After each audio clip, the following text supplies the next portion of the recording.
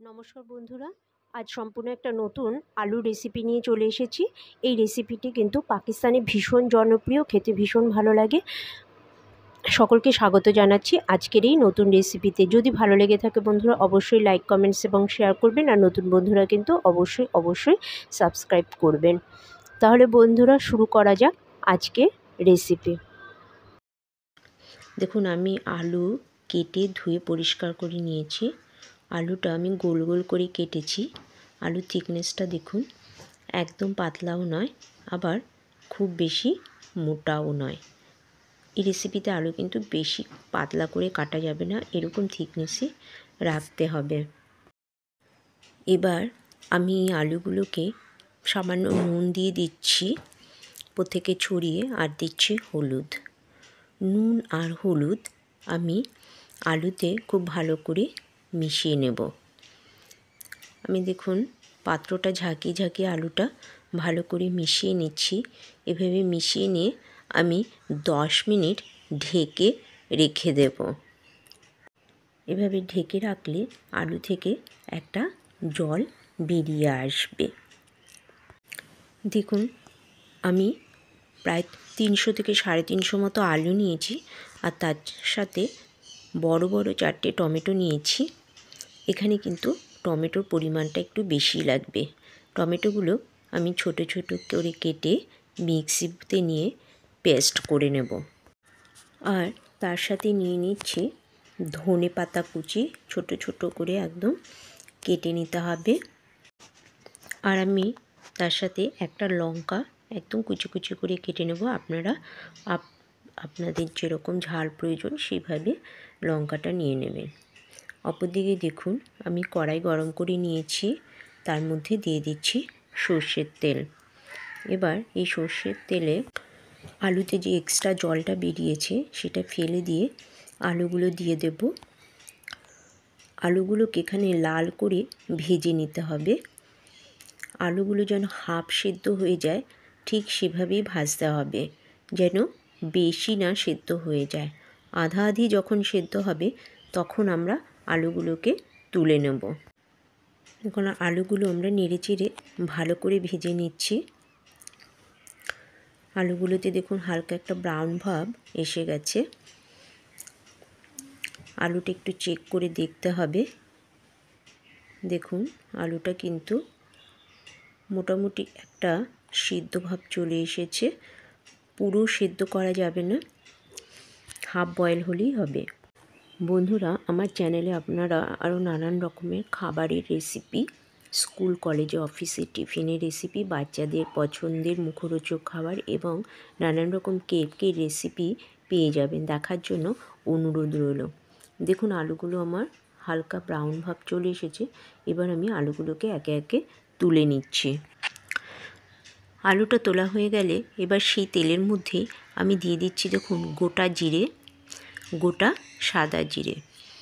সাদা জিরেটা একটু হালকা ব্রাউন ভাব হলে আমি তার মধ্যে দিয়ে দেব বেশ কিছুটা রসুন বাটা। এখানে কিন্তু রসুন বাটার পরিমাণটা একটু বেশি লাগবে, কারণ এখানে রসুনের গন্ধটা ভীষণ ভালো লাগবে খেতে, রসুনের ফ্লেভারটা।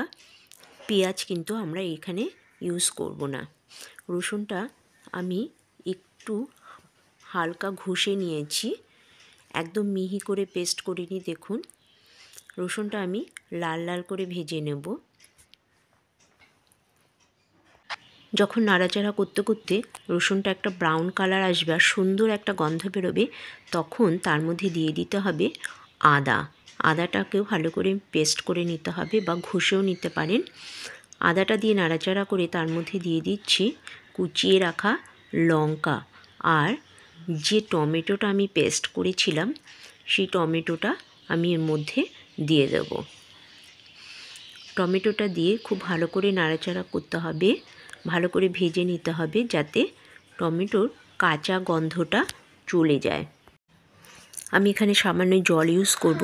মিক্সি বোলটা ধুয়েই সামান্য জল দিয়ে দিচ্ছি, তাহলে কিন্তু আমার মশলাটা ভাজতে সুবিধা হবে, কড়াইতে লেগে যাবে না। আর খুব বেশি তেলও আপনারা দেখেছেন ইউজ করেছি আমি। আলুটা ভাজার পরে যে তেলটুকু ছিল তার মধ্যে রান্নাটা করে নেব। দিয়ে দিচ্ছি জিরে গুঁড়ো, আর দেব হলুদ গুঁড়ো, জিরে আর হলুদ অল্প অল্প করে আমি দিয়ে দিচ্ছি। এবার দিয়ে দিচ্ছি ধনিয়া গুঁড়ো। সব মশলাই আমরা অল্প অল্প করে ব্যবহার করব। আর সামান্য কাশ্মীরি রেড চিলি পাউডার দিচ্ছি। আপনারা কিন্তু অবশ্যই এই রেসিপিটি তৈরি করবেন।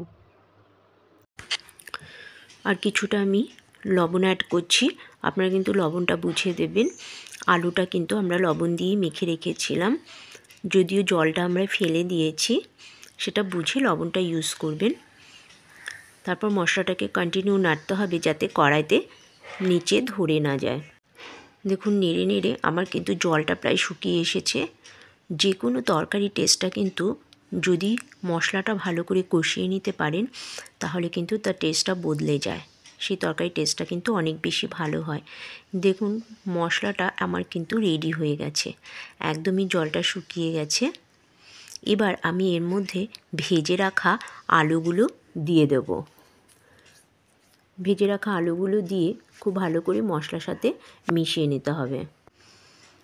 সমস্ত আলুগুলো দিয়ে দিয়েছি, এবার মশলাটা ভালো করে নেড়েচেড়ে মিশিয়ে নিচ্ছি। বন্ধুরা আপনারা এটা সকালবেলা রুটির সাথে খান বা স্কুলে বা অফিসে টিফিনে এই তরকারিটি পরিবেশন করুন, কিংবা বিকেলবেলা বা সন্ধেবেলা বসে যদি একটু চটপটা কিছু খেতে ইচ্ছে করে আপনারা একটু কাঠি দিয়ে দিয়ে প্রত্যেকটা আলুতে কাঠি দিয়ে তুলে তুলে খান, দেখবেন ভীষণ টেস্টি লাগে খেতে, দুর্দান্ত এই তরকারিটা। সামান্য জল আমি অ্যাড করছি এর মধ্যে, জলটা আমরা মিশিয়ে একটুখানি ঢেকে রেখে দেবো। বেশি জল কিন্তু আমাদের লাগবে না, আলুটা যেহেতু অলরেডি আমাদের সেদ্ধ হয়েই আছে, হাফ সেদ্ধ হয়ে আছে, তাই আমরা অল্প জল ইউজ করেছি। এবার ঢেকে রেখে দিচ্ছি। এভাবে সিম আঁচে 5 মিনিট ঢেকে রাখার পরে আমি এর মধ্যে ধনেপাতা অ্যাড করছি। আমি যতটা ধনেপাতা কেটেছিলাম পুরোটা দিচ্ছি না, অল্প ধনেপাতা দিয়ে আমি ভালো করে নেড়েচেড়ে মিশিয়ে নেব। আর একটুখানি সামান্য চিনি আমি এর মধ্যে দেব, কেননা এটা একটু টক, একটু মিষ্টি, একটু ঝালঝাল হবে। 1 মিনিট মতো এবার একটু নাড়াচাড়া করলে চিনিটা মিশে যাবে, তারপরে আমরা পরিবেশন করে দেবো। যদি রুটির সাথে খান তাহলে কিন্তু আপনারা এইভাবেই পরিবেশন করবেন, খেতে ভীষণ ভালো লাগবে।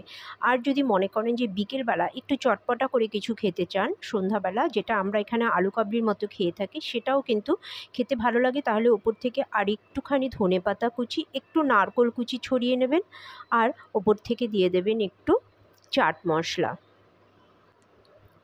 দেখুন তৈরি হয়ে গেছে আমাদের এই পাকিস্তানি আলুর তরকারি, খেতে ভীষণ ভালো লাগে। আপনারা কিন্তু অবশ্যই এইভাবে এটা রান্না করে খাবেন আর আমাকে কমেন্টস বক্সে জানাবেন আপনাদের কেমন লেগেছে। তাহলে বন্ধুরা সবাই ভালো থাকুন, সুস্থ থাকুন আর আমার রেসিপিগুলো দেখতে থাকুন।